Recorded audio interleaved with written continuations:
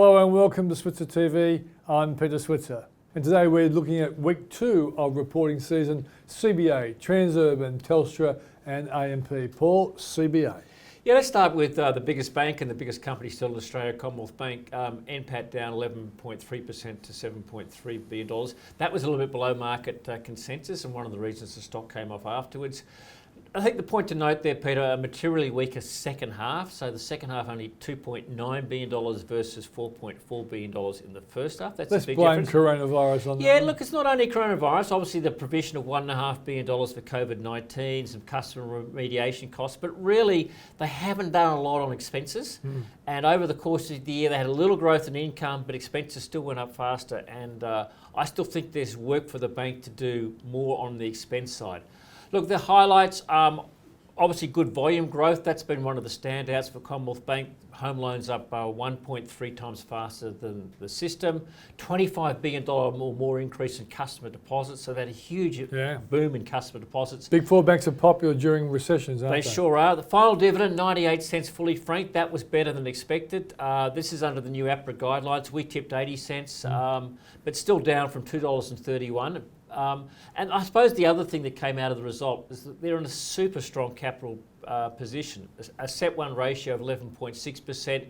That'll increase further to 12.2% following some already announced divestments. So they're going to have something like around about $7.5 billion worth of surplus capital. That's above the sort of the unquestionably strong APRA benchmark. So no problem on capital. And that was really driven home in terms of their dividend, Peter.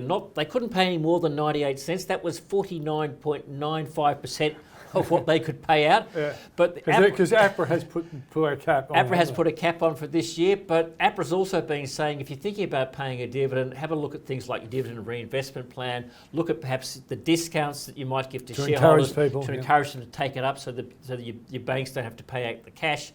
Commonwealth Bank said no discount. So.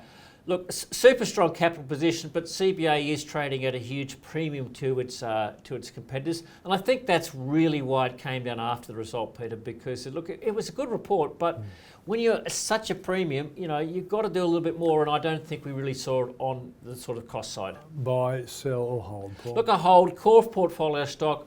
Market sell off. It'll do the best of the banks. I like CBA in conjunction with one of the other majors. Okay, let's go and look at Transurban now. Yeah, this company's also been challenged because of COVID-19 and the changes. People are working from home. So traffic down 8.6% over the course of the year and revenue down 3.4%. You can see that's mainly, but not exclusively in Melbourne, where the lockdowns have been worse.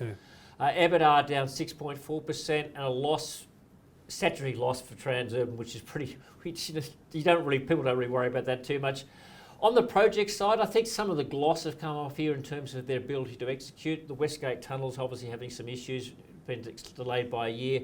They say the other major projects are broadly on track, but the North Connex in Sydney, which is the new tunnel, still hasn't opened. That's now over a year and a half late. So they're not doing as well in terms of execution. The final distribution of 16 cents, 47 cents for the full year versus 59 cents. No forecast for next year, but said that would be in line with free cash flow. Interesting that Sydney's revenue is up 2.8%. Going to show that people working from home still go to the golf club during the working day. Well, they have some. The reason why Transurban has done well is not only has traffic been going up, but revenue goes up even faster because of the concessions they have, which are more than inflation, despite what the government say. So look, but what I think the result does point to is maybe put the lockdowns away, is maybe the days of toll roads have seen some of their peak. Yeah. So I'm not a seller on Transurban, Peter, but I think some of the gloss has come off Transurban. Okay, let's go to Telstra now. Look, a very eagerly awaited report, and it basically delivered on guidance. So income down 5.9% to $26.2 billion. If you go back, Telstra's income is decreasing each year. So just one of the stories to be wary about Telstra. EBITDA down 9.7% to $7.4 billion. They were in guidance, but at the lower end. One of the positives, you could take a positive out of the Telstra report, was that they actually grew EBITDA for the first time in about 5 years. Yeah. That's including the NBN headwind as people move off, fixed hand lines and fixed broadband. Yeah. But it all came in the first half. In the second half, there's actually a decline again in the second half. The COVID-19 impact, Telstra's done a lot to help its customers. It's done a lot with its staff. Everyone's working from home. And also it's brought back some of the call centre business from the Philippines back to Australia. They said that cost them about $200 million in the second half and would cost again in the first half of FY21. Mobile revenue, which is, we all think that people are using, this is communications more, that's still under pressure, down 4.4% and lower average revenue per user. So the important thing with the Telstra result was the dividend.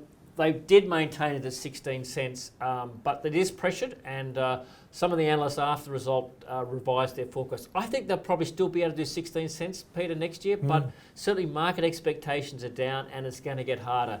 And this is why the number Telstra shares fell afterwards, is that their guidance for next year's EBITDA of $6.5 to $7 billion, that was below expectations. That's partly due to COVID-19, but also because they really aren't able to increase revenue on the mobiles. And it's still a challenged company, Peter. Is this company a buy around $3, Paul? I think around $3. It was $3.40 before the result. I think there's some opportunities there because, as I said, I think they probably will be able to do the dividend. If not, maybe at even 14 cents, the yield's attractive. So I think in lower end, Telstra is attractive, but I don't think you're going to see an enormous amount of re-rating or capital gains. So Telstra's a buy in weakness, but I think the analysts about everyone expecting 5G was going to be the panacea. It still might, but they're challenged to actually grow earnings and revenue. And they'll need a nice strong year to bring business demand back for this company. Let's go to the next one, Paul.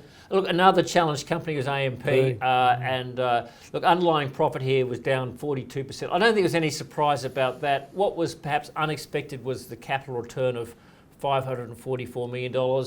That's a special dividend of 10 cents, fully franked, and a $200 million on-market buyback. No ordinary dividend, but we're going to get a special. So AMP was basically saying we've sold our life insurance business, we've got lots of capital. We can also afford to actually take out the minority stake in AMP Capital, which is probably a positive for shareholders. So it'll now own 100%.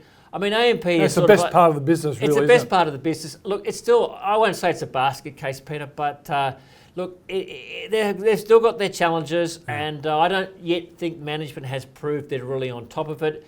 It is worth more on a sum of the parts business. You break them up, if you break it up, sold them off, sold the bank off, sold AMP Capital, you'd get more than the current share price. But look, I still got its issues, and I don't think there was anything in that report that told me the issues are yet solved. Paul, I think these guys are going to try and get their share price up, but I just think there are better companies out there to put your money into. There's too many risks, I think, with AMP. Yeah, I think if you're looking for growth, it's not AMP. You want to be patient. Look, eventually think that they will be broken up, which I think is probably still what's going to happen. Okay, hang on. But whether that takes 12 months or 2 years or 3 years, I don't know. But I just think if you're looking for capital growth, there are better companies than AMP out there. Exactly. Thanks for joining us on Switzer TV.